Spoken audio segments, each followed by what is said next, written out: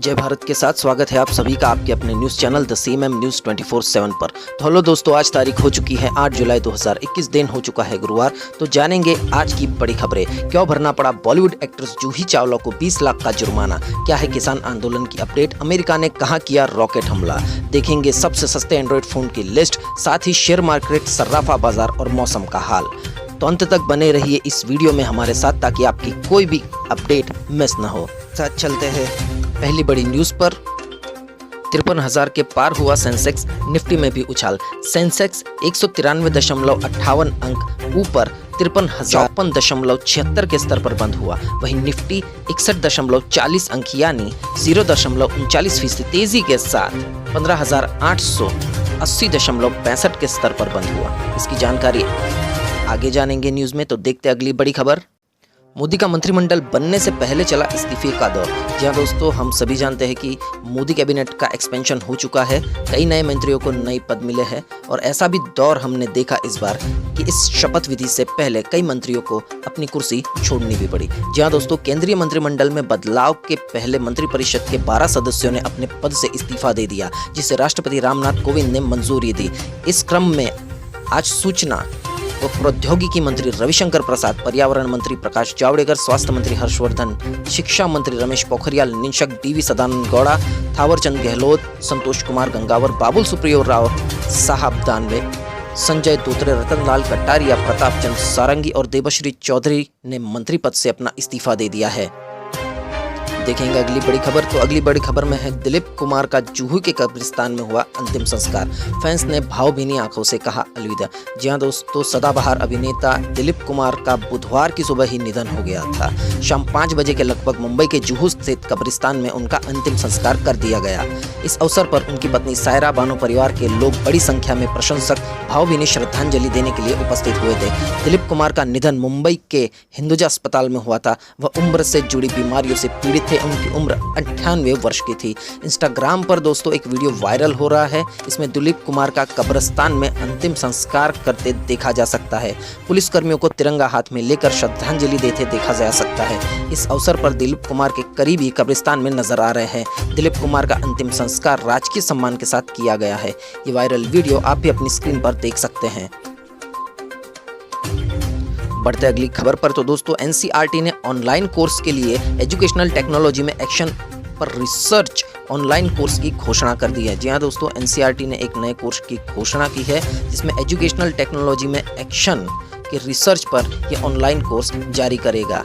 NCERT ने वर्ष 2021-22 के लिए एजुकेशनल टेक्नोलॉजी में एक्शन रिसर्च पर अपने ऑनलाइन पाठ्यक्रम की घोषणा की है। ऑनलाइन कोर्स का उद्देश्य शिक्षकों को एक्शन रिसर्च करने में मदद करना है, जो उनकी शिक्षा की समस्याओं को दूर करने में सहयोग करेगा। इच्छुक और पात्र उम्मीदवार 20 जुलाई 2021 तक ऑफिशियल वेबसाइट ncrt.nic.in पर जाकर ऑनलाइन आवेदन कर सकते हैं।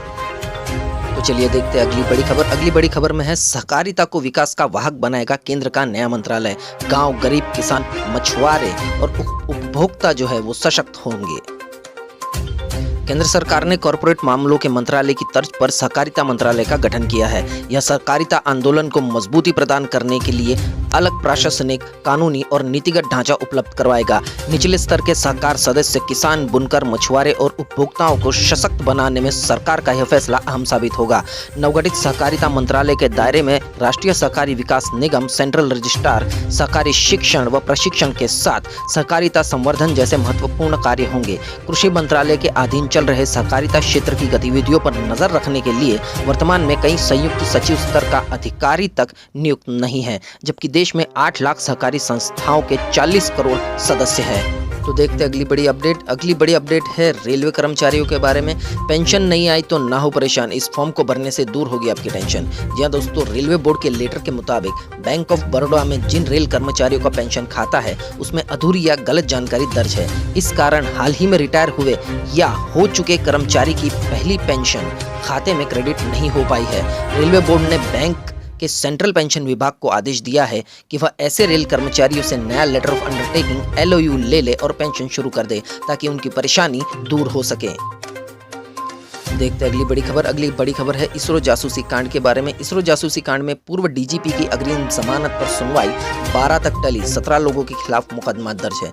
जी हां दोस्तों, इसरो जासूसी मामले में अदालत ने बुधवार को केरल के पूर्व डीजीपी CB मैथ्यूज की अग्रिम जमानत याचिका पर सुनवाई 12 जुलाई तक के लिए टाल दी। CBI ने पूर्व डीजीपी समेत 17 लोगों के खिलाफ मुकदमा दर्ज किया है। वर्ष 1994 में भारतीय अंतरिक्ष अनुसंधान संगठन इसरो के पूर्व विज्ञानी नंबी नारायण आदि को जासूसी के आरोप में गिरफ्तार किया गया था। इसी सिलसिले में अधिकारियों के खिलाफ आपराधिक साजिश, अपहरण व साक्ष्यों से छेड़छाड़ के आरोपों में मामला दर्ज किया गया है।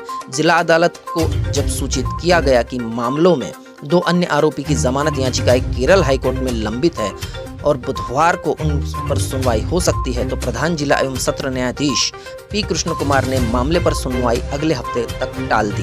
सुप्रीम कोर्ट ने 15 अप्रैल को आदेश दिया था कि नारायण से जुड़े जासूसी मामले में आरोपित पुलिस अधिकारियों की भूमिका के बारे में उच्च स्तरीय समिति की रिपोर्ट CBI को सौंपी जाए। वर्ष 2018 में शीर्ष अदालत ने जासूसी के आरोपित नारायण को बरी कर दिया गया था। आपको बता दें कि हाल ही में नंबी नारायण पर एक फिल्म बनाई गई है जिसमें लीड रोल में बॉलीवुड के एक्टर R माधवन ने काम किया है।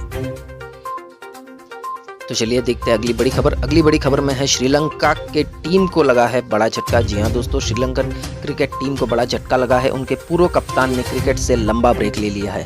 श्रीलंका के क्रिकेट इस वक्त बहुत बुरे दौर से गुजर रहे हैं। टीम को लगातार हार मिल रही है और T20 विश्व कप में जगह बनाने के लिए क्वालिफायर मैच खेलने पर मजबूर होना पड़ा है। खिलाड़ियों और बोर्ड के बीच सालाना करार को लेकर विवाद जग जाहिर हो चुका है। अब खबर यह है कि टीम से सबसे अनुभवी खिलाड़ी ऑलराउंडर एंजेलो मैथ्यूज ने क्रिकेट से ब्रेक ले लिया है।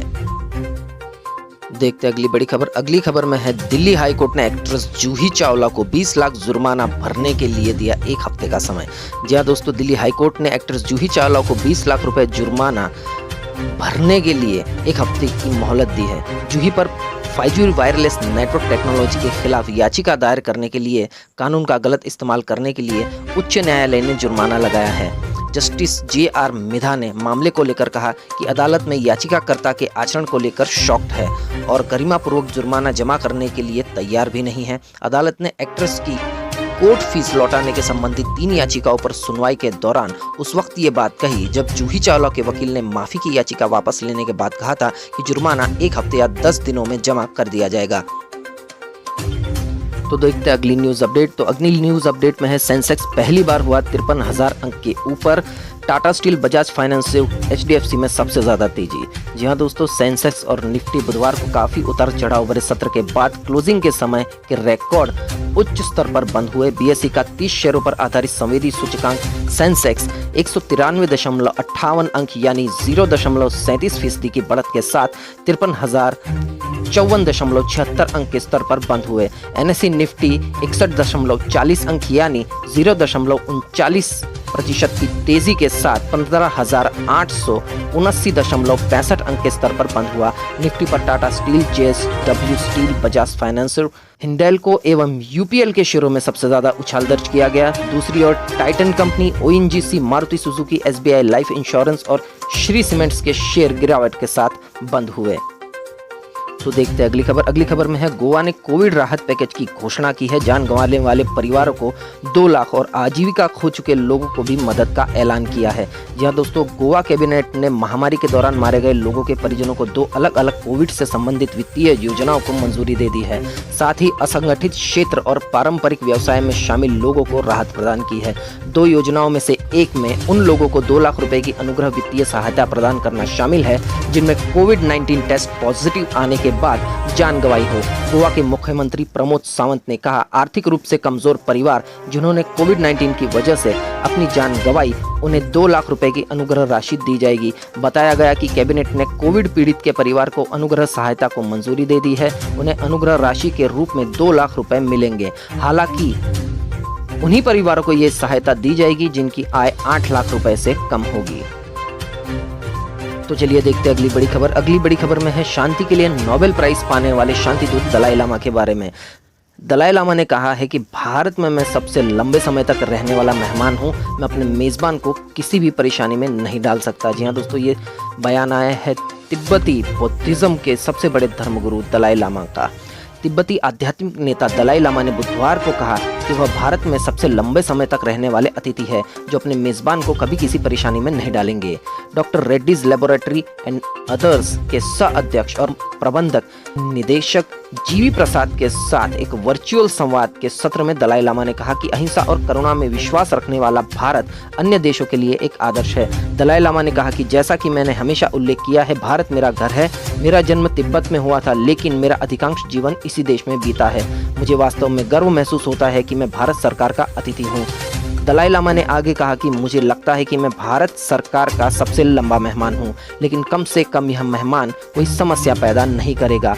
उन्होंने यह भी कहा कि भारत में धार्मिक सद्भाव उल्लेखनीय है और मीडिया अभी तक स्वतंत्र है। तो चलिए देखते हैं अगली बड़ी खबर। अमेरिका ने इराक पर की बड़ी कार्रवाई, उसके सैन्य क्षेत्र पर दागे 14 रॉकेट। जी हाँ दोस्तों, अमेरिका ने इराक पर बड़ी कार्रवाई की है। अमेरिकी सेना ने इराक के सैन्य क्षेत्र पर एक एक कर कुल 14 रॉकेट दागे हैं। ये सभी रॉकेट इराक के एन-एल असद हवाई अड्डे पर दागे गए हैं। अमेरिका के इस हवाई हमले में 3 लोगों की मामूली रूप से घायल कर दिया है। यह जानकारी इराक की सेना द्वारा दी गई है। तो देखते अगली खबर। अगली खबर में जानेंगे बजट फोन्स के बारे में। जी हाँ दोस्तों, अगर आपका बजट 6000 रुपए से कम है तो खरीदे ये शानदार स्मार्टफोन। दमदार बैटरी का साथ मिलेगा लेटेस्ट फीचर का सपोर्ट। जी हाँ दोस्तों, ये लिस्ट हमने आपके लिए बनाई है, जिसमें है itel A25 Pro, Xiaomi Max, Lava Z1, iSmart i1 Supreme और Redmi 6A, जिसकी डिटेल आप यहाँ देख सकते हैं। स्क्रीन को पोस्ट करके आप डिटेल देख सकते हैं।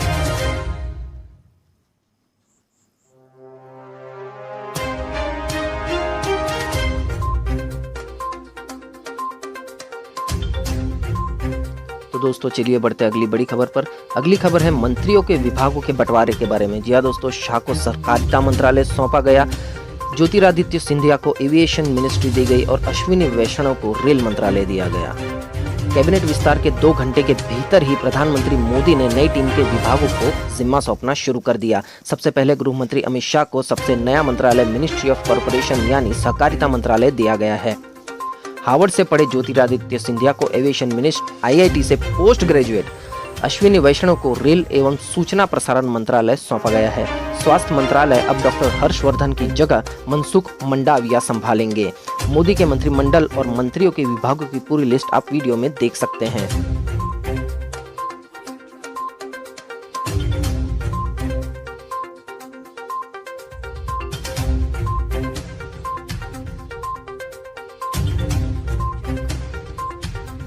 तो चलिए बढ़ते अगली खबर पर। अगली खबर में है बढ़ती महंगाई को देखते हुए अब राकेश टिकैत ने किसानों से कर दी है अपील। जी दोस्तों, अब भारतीय किसान यूनियन के राष्ट्र प्रवक्ता राकेश टिकैत ने किसानों से ये नई मांग कर दी है। कोरोना महामारी के दौरान देश में लॉकडाउन रहा, उसके बाद राज्यों ने अपने यहाँ की स्थिति को देखते हुए लॉकडाउन लगाया। इसके बाद भी अब तक चीजें सामान्य नहीं हो पाई है। इस दौरान महंगाई चरम पर पहुंच रही है। रसोई गैस, पेट्रोल और डीजल के दामों में दिनों दिन बढ़ोतरी हो रही है। इसी बढ़ती महंगाई को देखते हुए अब राकेश टिकैत ने किसानों से 8 जुलाई को प्रदर्शन करने की अपील की है। देखते अगली खबर। अगली खबर में है पश्चिम बंगाल में ममता का मोदी सरकार पर हमला, कहा केंद्र ने हमें 60,000 करोड़ रुपए से वंचित रखा। मोदी मंत्रिमंडल के विस्तार से पहले पश्चिम बंगाल की मुख्यमंत्री ममता बनर्जी ने केंद्र पर निशाना साधा है। सरकार पर एक बार फिर से जमकर हमला बोला है।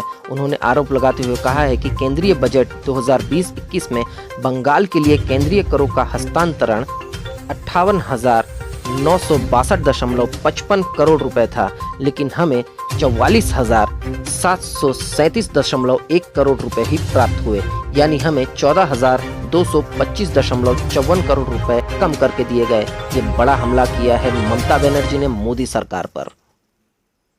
तो देखते अगली खबर। अगली खबर में है JEE मेन 2021 तीसरे चरण के लिए रजिस्ट्रेशन की अंतिम तिथि। आज जाने क्या है प्रक्रिया। इंजीनियरिंग पाठ्यक्रमों के लिए संयुक्त प्रवेश परीक्षा यानी JEE के तीसरे चरण के लिए पंजीकरण 6 जुलाई 2021 से पुनः शुरू हो गया था। यह उन छात्रों के लिए दूसरा मौका देने के लिए जा रहा है जो कोरोना महामारी या लॉकडाउन या किसी अन्य कारण से अप्रैल सत्र की परीक्षा के लिए पंजीकरण नहीं करा पाए थे। ऐसे उम्मीदवार अब 8 जुलाई 2021 की मध्य रात्रि तक रजिस्ट्रेशन कर सकते हैं। देखते अगली अपडेट। तो अगली अपडेट में है सुप्रीम कोर्ट का बड़ा फैसला। सुप्रीम कोर्ट ने 3 राज्यों में उम्र कैद की सजा पाए कैदियों की समय पूर्व रिहाई के लिए कदम उठाने के निर्देश दिए हैं। सुप्रीम कोर्ट ने उत्तर प्रदेश, बिहार और छत्तीसगढ़ में पायलट प्रोजेक्ट के तौर पर उम्र कैद की सजा पाए लोगों को कैदियों को समय पूर्व रिहा करने को लेकर कदम उठाने का निर्देश दिया है। जस्टिस संजय किशन कौल की अध्यक्षता वाली पीठ ने इन तीनों राज्यों को राष्ट्रीय विधिक सेवा अथॉरिटी द्वारा दी गई सिफारिशों के आधार पर उम्र कैद की सजा पाए कैदियों को समय पूर्व रिहा करने की कवायद शुरू करने का आदेश दे दिया है। चलिए बढ़ते हैं अगली बड़ी खबर पर। अगली बड़ी खबर है कृषि कानूनों के विरोध में दिल्ली जयपुर हाईवे किसानों ने निकाली tractor rally Delhi Jaipur highway पर और पत्रकार योगेंद्र यादव ने फूल बरसाकर किया उनका समर्थन। जी दोस्तों, कृषि कानूनों के विरोध में किसानों ने एक ट्रैक्टर रैली निकाली जो दिल्ली जयपुर हाईवे 48 पर साबन चौक से जयसिंहपुर खेड़ा तक गई। रैली में करीब 100 ट्रैक्टर शामिल थे। वहीं योगेंद्र यादव ने मौके पर पहुंचकर रैली में शामिल किसानों पर फूल बरसाए। 13 दिसंबर 2020 से हाईवे पर स्थित जयसिंहपुर खेड़ा बॉर्डर पर राजस्थान, मध्य प्रदेश, केरल व अन्य राज्यों के किसान डटे हैं। इनके समर्थन में किसान संगठनों ने रैली का आह्वान किया था। दिन निकलते ही किसान हाईवे पर ढोल नगाड़ों के साथ जुटने लग गए थे। वहीं पुलिस ने सुरक्षा के कड़े इंतजाम भी किए थे। किसी भी स्थिति से निपटने के लिए पुलिस हमेशा से तैयार थी। रेवाड़ी पुलिस ने ट्रैफिक एडवाइजरी जारी की थी क्योंकि पुलिस को ट्रैक्टर रैली के चलते दिल्ली जयपुर हाईवे बाधित होने की संभावना भी लग रही थी। तो देखते अगली खबर। अगली खबर में है ट्विटर के खिलाफ सुनवाई टल चुकी है। ट्विटर इंडिया के मैनेजिंग डायरेक्टर के खिलाफ केस की सुनवाई 19 सितंबर को भारत की संप्रभुता को आहत करने का था आरोप। Micro blogging site Twitter India पर पटना में भारत की संप्रभुता के खिलाफ जाने के लिए केस दर्ज किया है। सुनवाई 19 नवंबर को होगी। ट्विटर इंडिया के प्रबंधक निदेशक यानी एमडी मनीष महेश्वरी के खिलाफ चीफ जुडिशियल मजिस्ट्रेट के कोर्ट में मामला दर्ज करवाया गया। शिकायत वाद सुनवाई के लिए स्वीकार कर ली गई है। शिकायत दर्ज कराने वाले सामाजिक कार्यकर्ता संजय रुंगटा ने आरोप लगाया कि भारत के नक्शे के साथ बार बार छेड़छाड़ की जाने के लिए भारत सरकार द्वारा कई बार चेतावनी दिए जाने के बावजूद भी ट्विटर बाज नहीं आ रहा है। ट्विटर के इस रवैये से साबित होता है कि वह भारत की सार्वभौमिकता के साथ देश को बदनाम करने की कोशिश भी कर रहा है। देखते अगली खबर। अगली खबर में है यूपी के हर जिले में होगी टीजीटी पीजीटी की परीक्षा। यह दोस्तों 7-8 अगस्त को टीजीटी और 17-18 अगस्त को पीजीटी की परीक्षा होगी। 15,000 से ज्यादा पदों पर होनी है भर्तियां। ये बड़ी खबर आई है उत्तर प्रदेश से। उत्तर प्रदेश माध्यमिक शिक्षा सेवा चयन बोर्ड ने ट्रेंड ग्रेजुएट टीचर और पोस्ट ग्रेजुएट टीचर एग्जाम की तैयारी पूरी कर ली है। बोर्ड ने परीक्षार्थियों को राहत की खबर भी दी है। कोरोना महामारी को देखते हुए दोनों परीक्षाओं को राज्य के हर जिले में आयोजित करने का निर्णय लिया है। टीजीटी परीक्षा 7 और 8 अगस्त को होगी, जबकि पीजीटी की परीक्षा 17 और 18 अगस्त को होने जा रही है। तो देखते अगली खबर। अगली खबर है उत्तर प्रदेश के मौसम अपडेट से रिलेटेड। अगले 24 घंटे में बारिश के आसार हो सकते हैं। उमस भरी गर्मी से राहत मिल सकती है। क्या दोस्तों, उत्तर प्रदेश के लोगों के लिए राहत भरी खबर है। अगले 24 घंटे के अंदर आपको उमस भरी गर्मी से थोड़ी राहत मिल सकती है। मौसम विभाग ने बारिश के आसार जताए हैं। मौसम विभाग के अनुसार 9 जुलाई से पहले बारिश शुरू हो जाएगी। वैज्ञानिकों का अनुमान है कि मानसून की बरसात अब लगातार उत्तर प्रदेश में जारी रहेगी। उधर मौसम विभाग ने प्रदेश के 5 शहरों के तापमान की डिटेल जारी की है। फर्रुखाबाद का फतेहगढ़ का सबसे ज्यादा तापमान गर्म रहा। यहाँ तापमान 42.7 डिग्री सेल्सियस तक दर्ज किया गया। चलिए देखते अगली बड़ी खबर। अगली बड़ी खबर में है दूतावास से भारतीयों को वापस बुलाने की तैयारी कर ली है। जी हाँ दोस्तों, भारत सरकार ने अफगानिस्तान में हमारे जो राजदूत हैं उनमें से कुछ लोगों को भारत वापस बुलाने की तैयारी की है। अफगानिस्तान से पूरी तरह सेना हटाने के बाद अमेरिकी फैसले और तालिबान के बढ़ते कब्जे भारत की चिंता का विषय है। ऐसे में भारत युद्धग्रस्त पड़ोसी देश के विभिन्न स्थानों पर तैनात नागरिकों और अफसरों को निकालने पर विचार कर रहा है।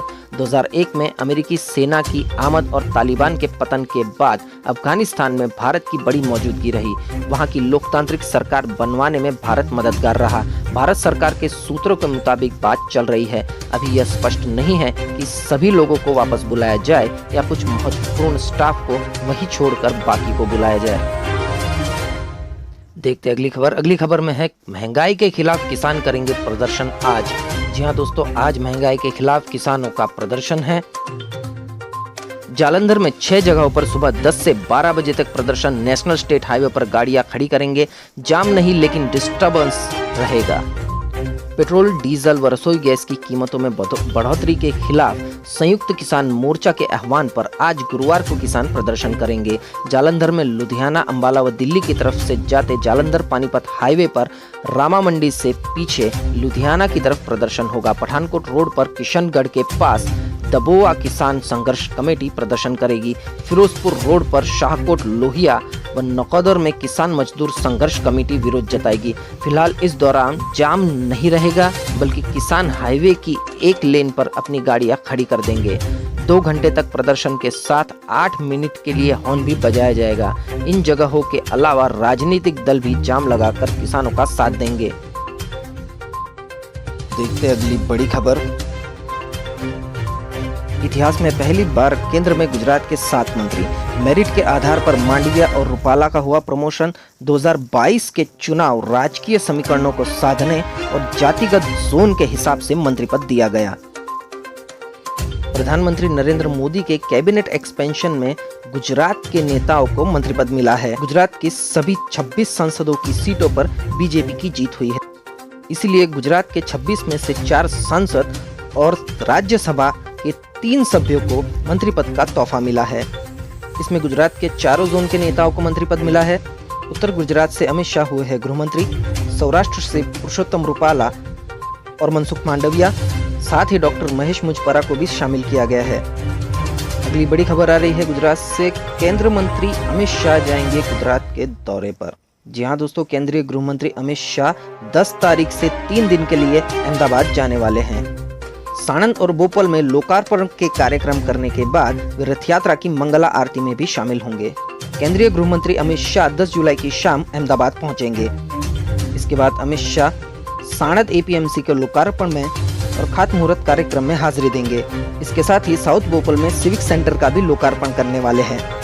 इसके बाद 12 जुलाई को सुबह गृह मंत्री अमित शाह जगन्नाथ भगवान के मंदिर में रथ यात्रा से पहले होने वाली मंगला आरती में भी उपस्थित रहेंगे। तो देखते हैं अगली खबर रिलेटेड है गुजरात के मौसम से।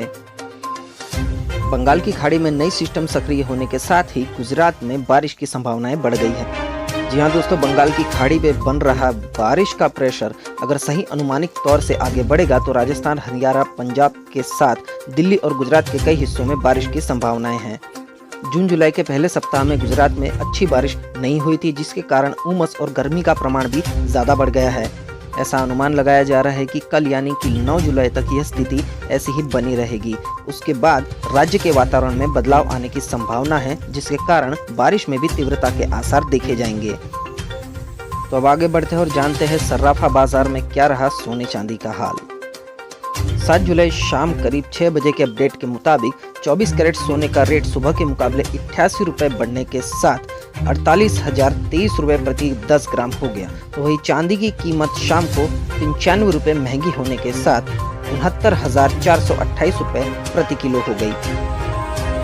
तो अब जानते हैं मौसम का हाल कैसे रहेगा अगले 24 घंटे का मौसम का पूर्वानुमान।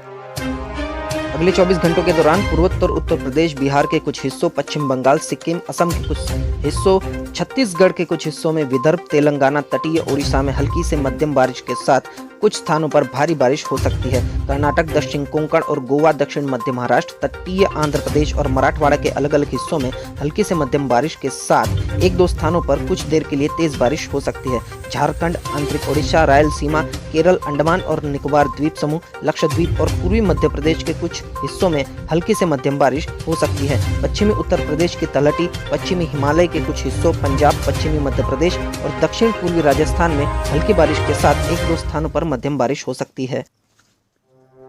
तो आज के ब्रेकिंग न्यूज और न्यूज टुडे अपडेट यही समाप्त होते हैं दोस्तों। वीडियो पूरा देखने के लिए आप सभी का बहुत बहुत धन्यवाद। देश और दुनिया की खबरों के लिए सब्सक्राइब कीजिए द सीएमएम न्यूज 24 को और बेल आइकन को प्रेस कर दीजिए ताकि हर रोज की बड़ी खबरें सबसे पहले आपके मोबाइल पर मिल जाए। तो मिलते हैं अगले न्यूज अपडेट के साथ। आपका दिन मंगलमय रहे। टेक केयर, गुड बाय, जय भारत।